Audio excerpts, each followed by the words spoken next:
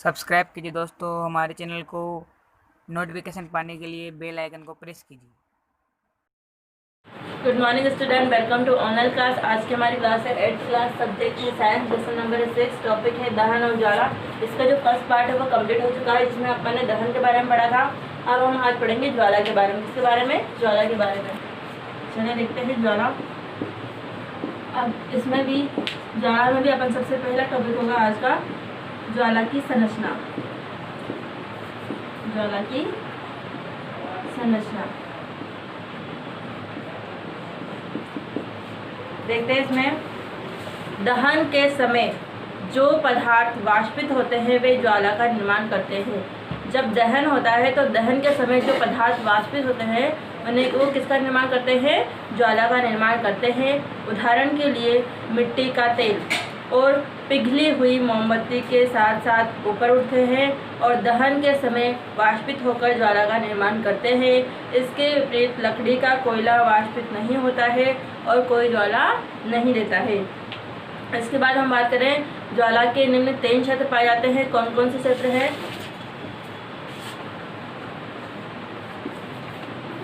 ज्वाला के क्षेत्र 3 क्षेत्र पाए जाते हैं। कितने? 3। पहला कौन सा है? दीप्त क्षेत्र। दीप्त क्षेत्र। दूसरा है अदीप्त क्षेत्र।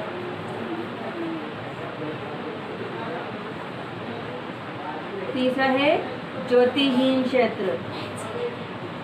ज्योतिहीन क्षेत्र। ये क्या है? ज्वाला के क्षेत्र। ठीक है। इसके बाद हम बात करते हैं ईंधन के बारे में। किसके बारे में? ईंधन के बारे में। तो घरेलू और औद्योगिक उपयोग से संबंधित ऊष्मा ऊर्जा के प्रमुख स्रोत लकड़ी, कास्ट कोयला, पेट्रोल, मिट्टी का तेल आदि है।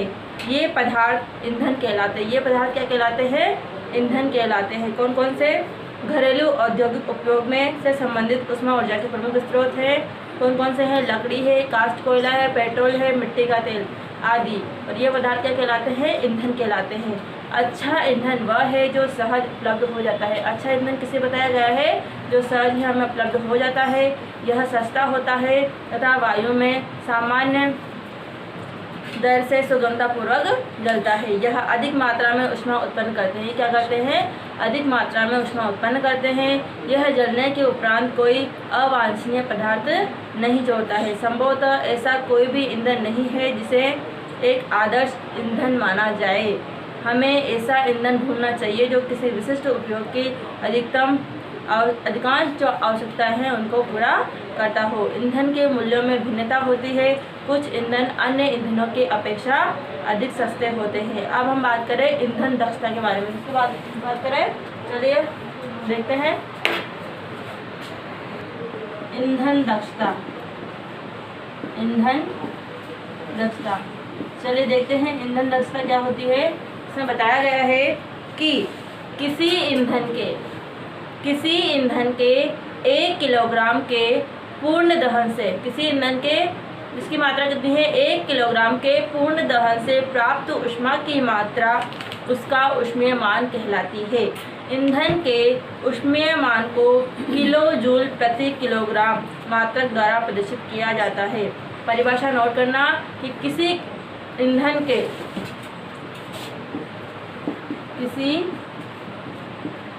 के 1 किलोग्राम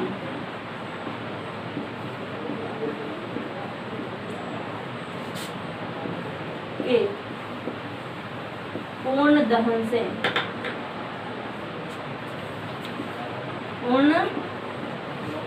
से प्राप्त ऊष्मा की मात्रा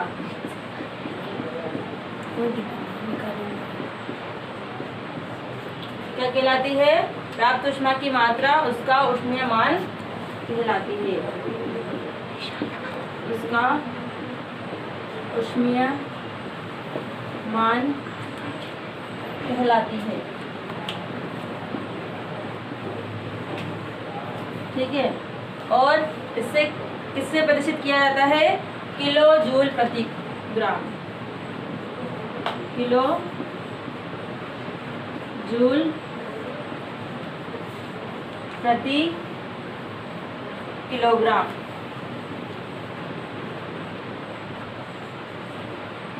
उसमें मान को किससे प्रदर्शित किया जाता है?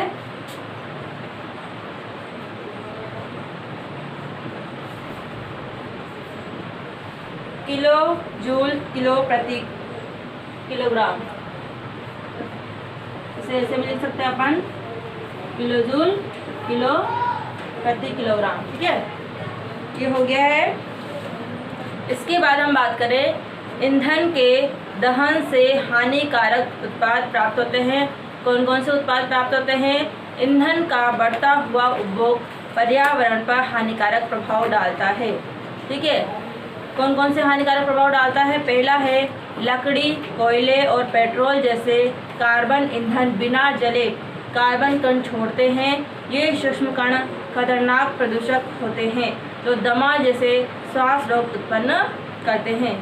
इसके बाद हम बात करें, दूसरा है इसका उपयोग। इन ईंधनों का अपूर्ण दहन कार्बन मोनोऑक्साइड गैस देता है। यह अत्यंत विषैली गैस है। बंद कमरे में कोयला जलाना खतरनाक होता है। उत्पन्न कार्बन मोनोऑक्साइड गैस से कमरे में सो रहे व्यक्तियों की मृत्यु भी हो सकती है। ये क्या है? इसके हानिकारक प्रभाव। ठीक है, तीसरा है अधिकांश ईंधनों के दहन से पर्यावरण में कार्बन डाइऑक्साइड गैस निकलती है। वायु में कार्बन डाइऑक्साइड गैस की अधिक मात्रा संभवतः विश्व उष्णन जिसे बोलते हैं ग्लोबल वार्मिंग का कारण बनती है। ठीक है, पृथ्वी के वातावरण में तापमान में वृद्धि विश्व उष्णन कहलाती है। पृथ्वी के जो वातावरण है उसमें तापमान में जो वृद्धि होती है उसे क्या कहा जाता है? विश्व उष्णन कहा जाता है। अन्य बातों के साथ साथ इसमें हिमनद पिघलने लगता है जिससे समुद्र में जल स्तर बढ़ जाता है और तटीय क्षेत्र बाढ़ग्रस्त हो जाते हैं। ऐसा भी संभव है कि निचले स्तर वाले तटीय क्षेत्र स्थायी रूप से जलमग्न हो जाए। इसके बाद है चौथे नंबर पे कोयला और डीजल के दहन से सल्फर डाइऑक्साइड गैस निकलती है। यह अत्यंत दम घोटू व संसारक गैस है। कोयला और डीजल का जब दहन होता है तो उससे कौन सी गैस निकलती है? सल्फर डाइऑक्साइड गैस निकलती है। यह अत्यंत दम घोटू और संसारक गैस है। इसके अतिरिक्त पेट्रोल इंजन नाइट्रोजन के गैसीय ऑक्साइड छोड़ते हैं। सल्फर और नाइट्रोजन के ऑक्साइड वर्षा जल में घुल जाते हैं। यह अम्ल बनाते हैं और ऐसी वर्षा को क्या कहते हैं? अम्ल वर्षा कहते हैं, जो फसलों, भवनों, मृदा के लिए बहुत हानिकारक होती है। मोटर वाहनों में ईंधन के रूप में डीजल व पेट्रोल का स्थान अब सीएनजी, जिसका पूरा नाम क्या था? संपीड़ित प्राकृतिक गैस ले रही है, क्योंकि सीएनजी सल्फर और नाइट्रोजन के ऑक्साइडों का उत्पादन अल्प मात्रा में करती है। सीएनजी एक अधिक स्वच्छ ईंधन है। ठीक है, आज का ये जो लेसन है हमारे यहाँ पे कंप्लीट हो चुका है। आपको इसका होमवर्क करना है, व्हाट्सएप नंबर पे सेंड करना है। इस वाले लेसन में आपको कोई भी चीज़ समझ में नहीं आई हो तो आप पूछ सकते हैं। ठीक है।